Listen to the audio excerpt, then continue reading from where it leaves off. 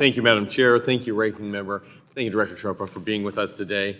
We're almost at the end of the testimony. I know this has been a marathon, and I appreciate you being forthright with us and having this conversation.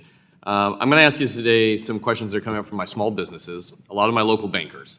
These are folks from the Midwest and Iowa who are trying to do the best they can. They've been very successful in the past, but there's been some challenges coming from an agency which, in their words, they feel is opaque, potentially increasingly partisan, and analytically weak.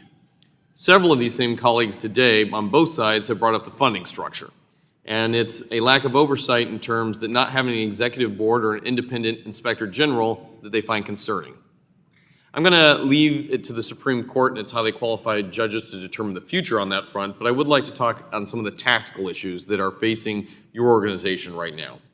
I want to start by following up on what Representative Pete Sessions highlighted here on the issue of a cybersecurity incident that occurred under your watch.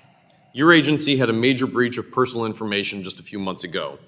I want to share, as a guy who has worked national counterintelligence as director of cybersecurity, these issues have a huge impact on those people who are directly impacted.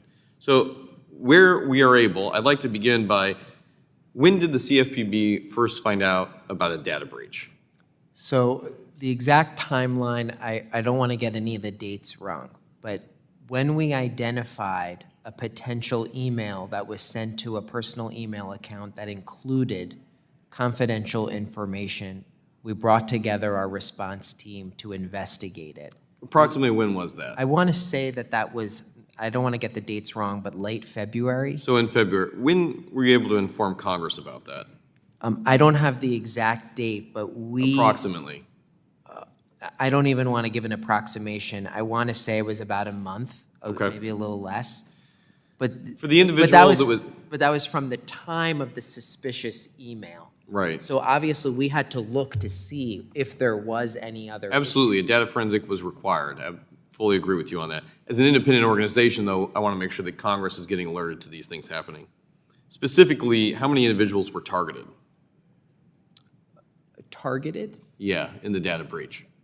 You mean how many individuals' information was? No, first I want to know how many people were targeted. Was this solely focused on one individual, or was there a mass approach? I see. Yeah. So the issue with the unauthorized transfer was with this one employee who's now a former employee. Copy. So one point of entry that we're aware of. How many individuals had their information hemorrhaged as a result of this breach? So what we did is we looked at the unauthorized transfer of emails, and we looked at the specific documents or information that went to their personal email. Director, was it over 100,000? Yes, it was approximately 250,000. Okay. So even quarter of a million. How many consumers and institutions were impacted by this? I don't have the exact number of institutions. Do you know how many Social Security numbers were compromised? It could be zero, but the 250,000. Or it could be all of them. No. The 250,000 did not include any Social Security number, things that might create dates of birth, identity theft. I don't believe so, but I can check. So no personal identifying information. Well, their name was there, and that's PII, and that's why we take it so seriously. Right. And so I was a victim of PII just this January when my personal information was hemorrhaged just with the release of my name.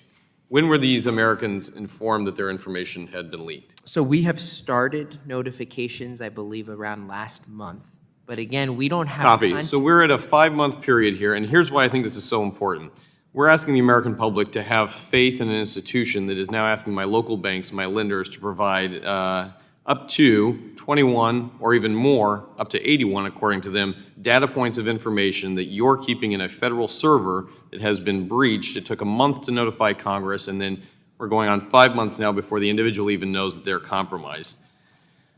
I have a real concern here with not only the data management piece of it, but that your organization, by not having an independent inspector general, is now compromised for any type of review on this. If Congress doesn't have the ability to control your budget, if the Reserve is the one in charge of monitoring you, and then there's no inspector general, would you agree that an independent inspector general has made these other organizations stronger as a Well, I'll result of tell having you- an independent source? RIG, because the Fed has so much sensitive information, has a strong capability on cybersecurity and The gentleman's time's expired.